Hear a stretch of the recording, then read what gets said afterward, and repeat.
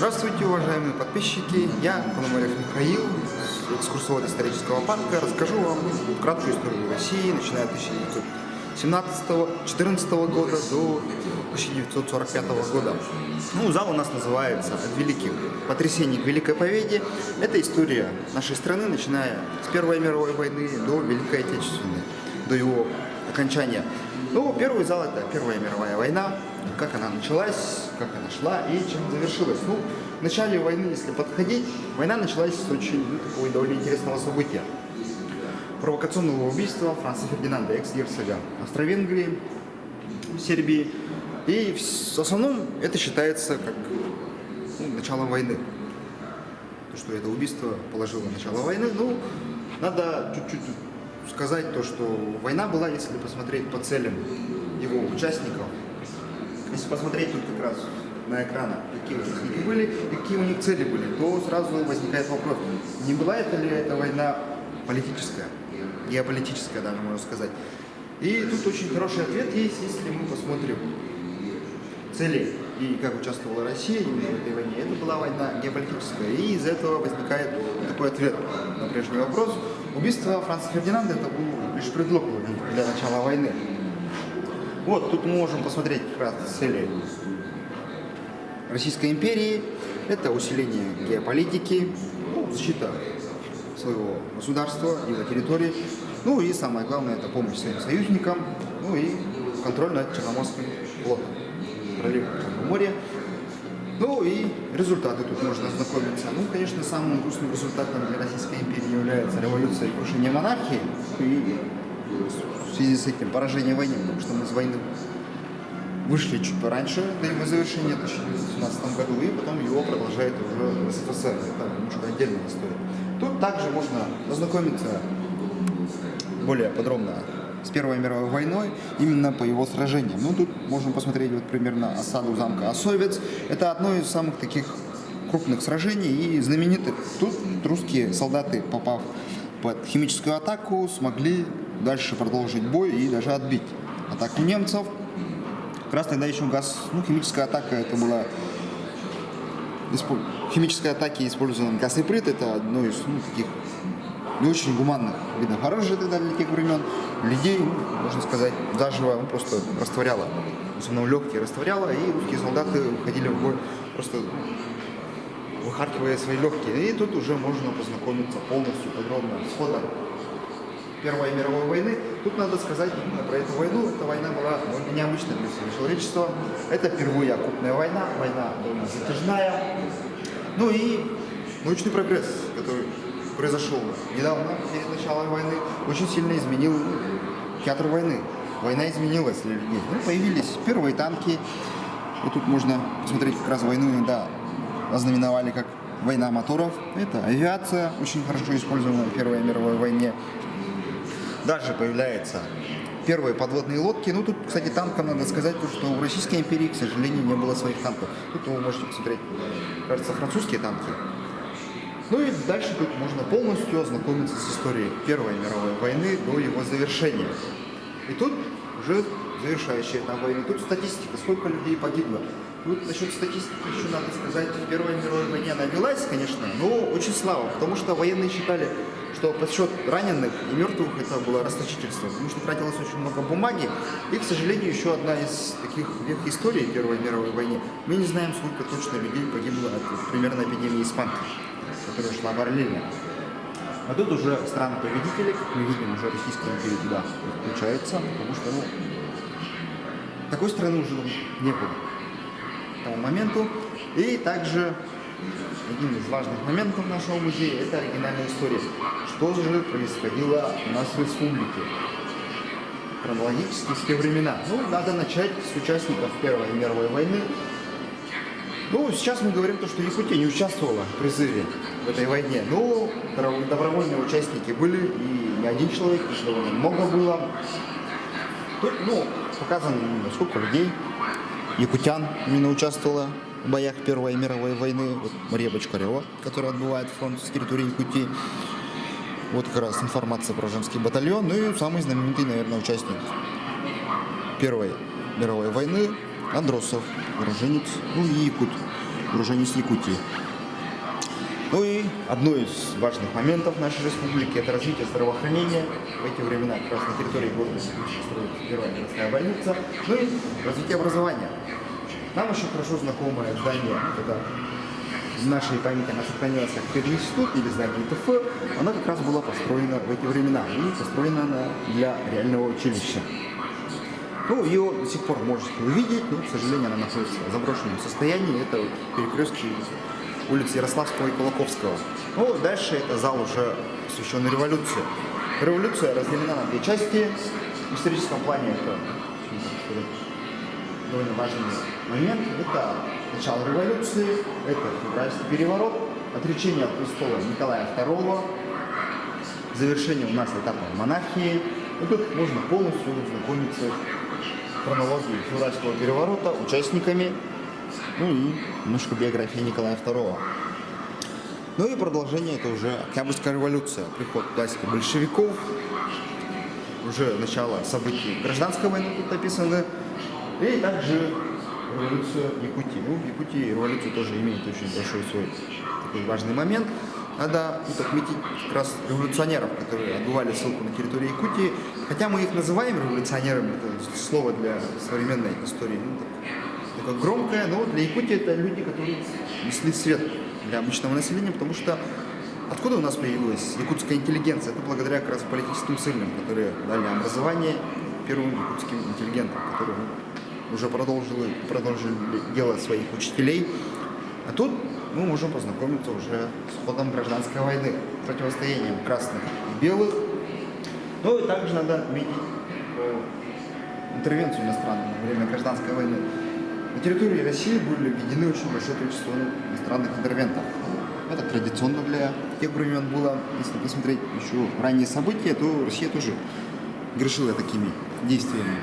Но тут можно полностью уже, хотя в гражданскую войну, посмотреть и ознакомиться с биографиями деятельности всех участников, крупных участников гражданской войны. Ну, лидеры тогда для тех времен это Владимир Ильич Ленин, ну и также не надо упускать Льва Давыдовича Троцкого, довольно такой видный человек для тех времен, ну и остальные участники гражданской войны.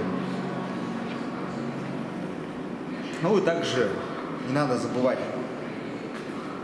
офицерство царской армии, белые. Ну как раз почему именно белый цвет они избрали? Ну, белый цвет тогда служил как сказать, цвет чистоплотности, ну и самое главное, как они думали, цвет справедливости. Ну, они сражались за своего императора. К сожалению,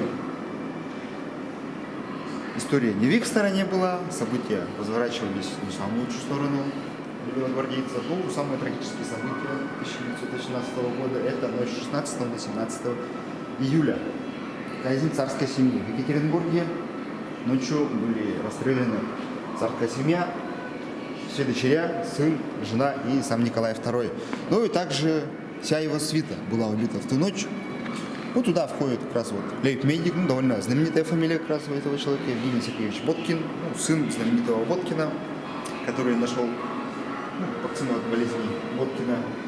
Ну и также горничная, повар, камердинер тоже были убиты в ту ночь. Ну и гражданская война в Якутии. Ну, в этот момент нам надо вспомнить уже про начало нашей государственности. Ну, благодаря Максиму Кировичу Амосову, Исиду Барахову, Платону Алексеевичу Аюнскому, Якутия в годы гражданской войны становится автономной республикой.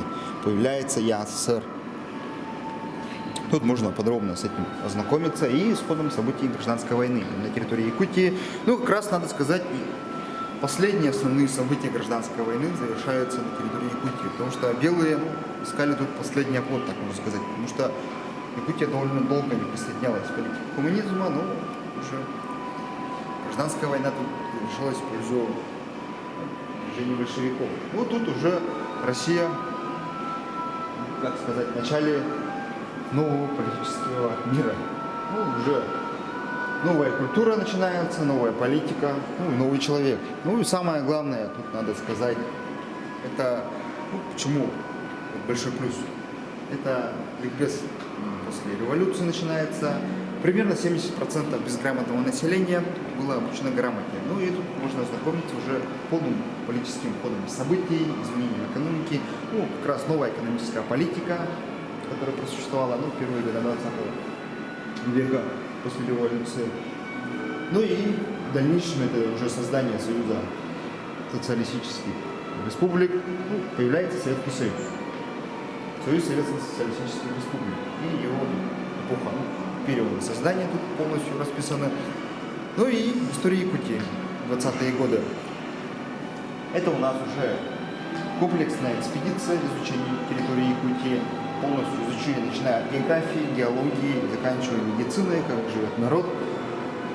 Ну и один из важных моментов для образования, именно как грамотности Якутии, это новый алфавит Новгородова. Он был вначале сделан, якутский алфавит, на основе латиницы, довольно идеально подходивший под якутский язык. И потом уже дальнейшая его замена на основе кириллицы, уже благодаря Платону Алексеевичу Аюнскому, так скажем. Ну и как раз тут можно познакомиться личностью и биографией одной из самых великих сынов якутского народа. Тут, конечно, его показали как довольно хороший лингвист. Тут про политическую деятельность очень мало информации. Ну, дальше идем, это у нас уже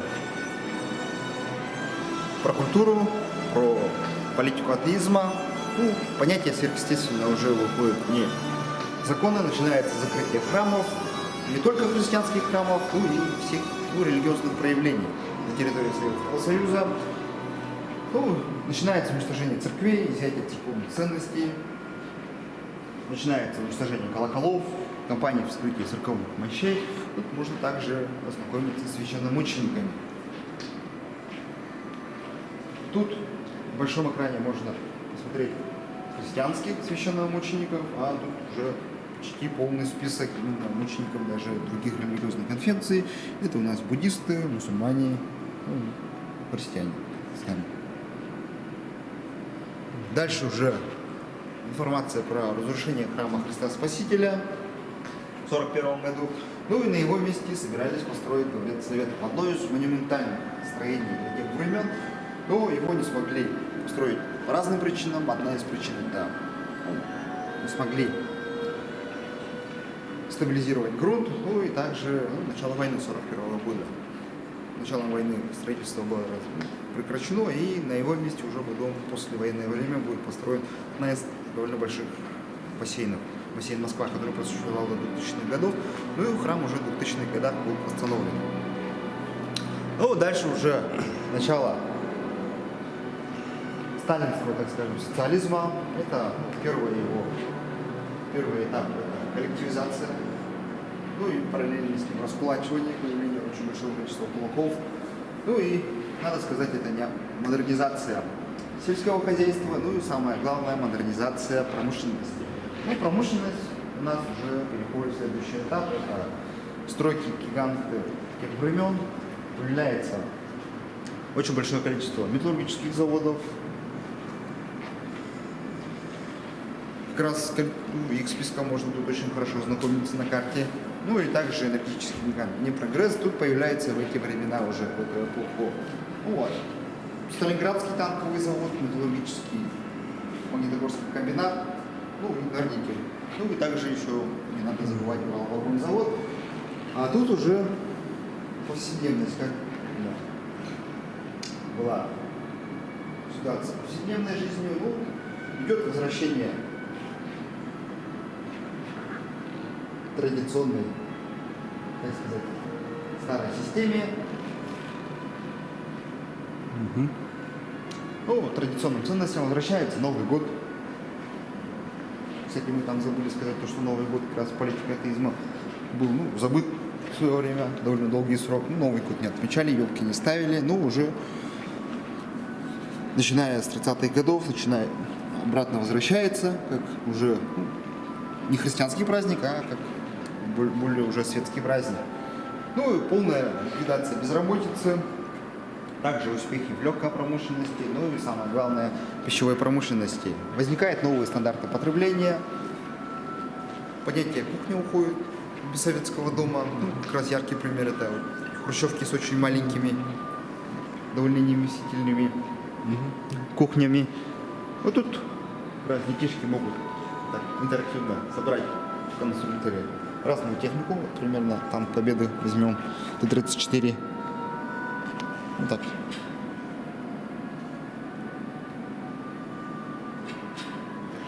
Можно собрать самим.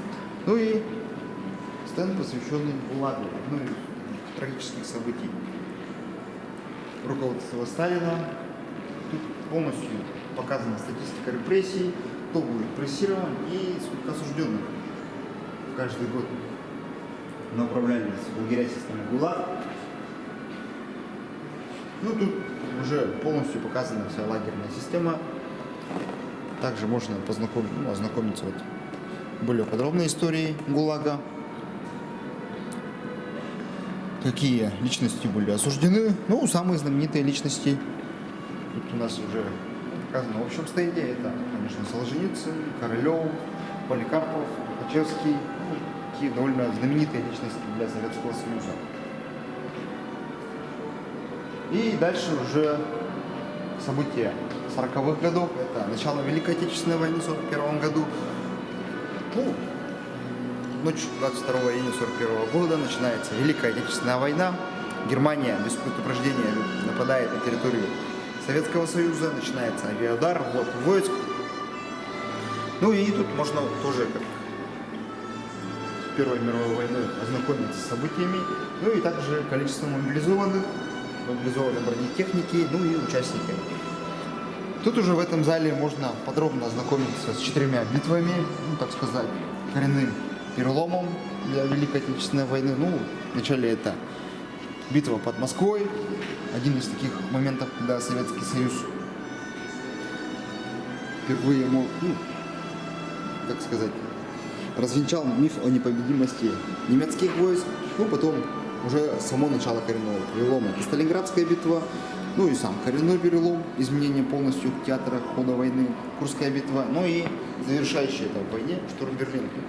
Можно посмотреть подробно.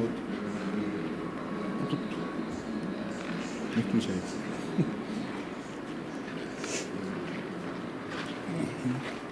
А тут у нас уже против кого как раз сражались союзники. Это у нас Германия и союзные страны. Это Италия, Япония, ну и страны-сателлиты Германии. Довольно большое количество их тут показано. Ну и сам ход войны.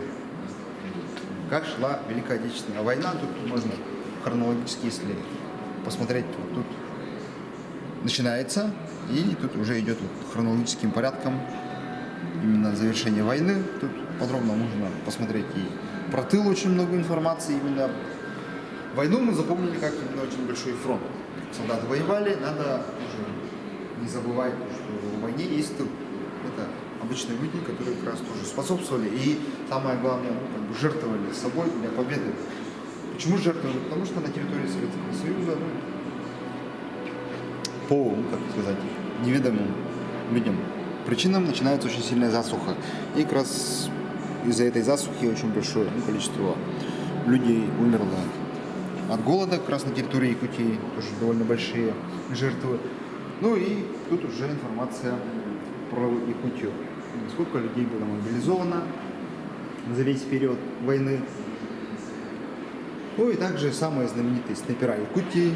Тут можно полностью знакомиться с заслугами, какие личности были. Ну, самый это у нас Хлопко Федор Матвеевич.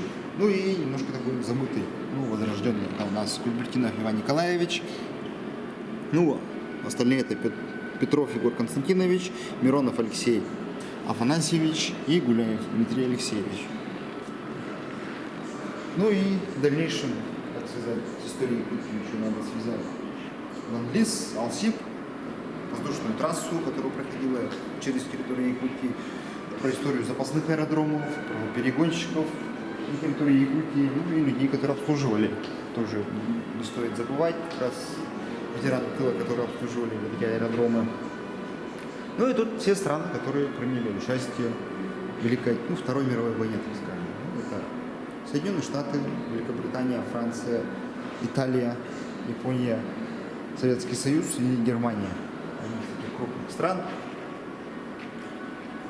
Ну и дальше у нас чем же завершилась война. Если посмотреть на статистику войны, то тут возникает вопрос, почему же Советский Союз считается страной-победителем. Если посмотрим, сколько человек потеряло и сколько сражений прошли на территории Советского Союза, то сразу вопрос отпадает. Это общие потери это около 27 миллионов человек. Ну, гражданские потери это 16 миллионов человек, и военные потери это 11 миллионов человек. Ну и другие страны сколько потеряли. Ну, Советскому Союзу, если в процентном соотношении вывести, это примерно 14% населения всего Советского Союза к 40-м годам. Ну, тут уже идет полное завершение Второй мировой войны и дальнейшая история. Это, конечно, победа над нацизмом, фашизмом. Ну и потом раскол мира на две части. Это у нас появление Североатлантического альянса, и союзников Советского Союза, как раз надо сказать, это да, Варшавский договор. И начинается холодная война. Восток и Запад начинают свое противоставление, гонка вооружений, создание биполярной системы международных отношений. Ну и к этому времени уже возникает то оружие, которое принесло как раз современному миру мирное время. Это у нас ядерное оружие. Благодаря ядерному оружию, конечно, мы обязаны современному миру, но это оружие, конечно, тоже принесло очень много бед в свое время. Ну, на этом у нас экскурсия завершается. Всего хорошего, уважаемые подписчики. Смотрите дальнейшие наши экскурсии онлайн. До свидания.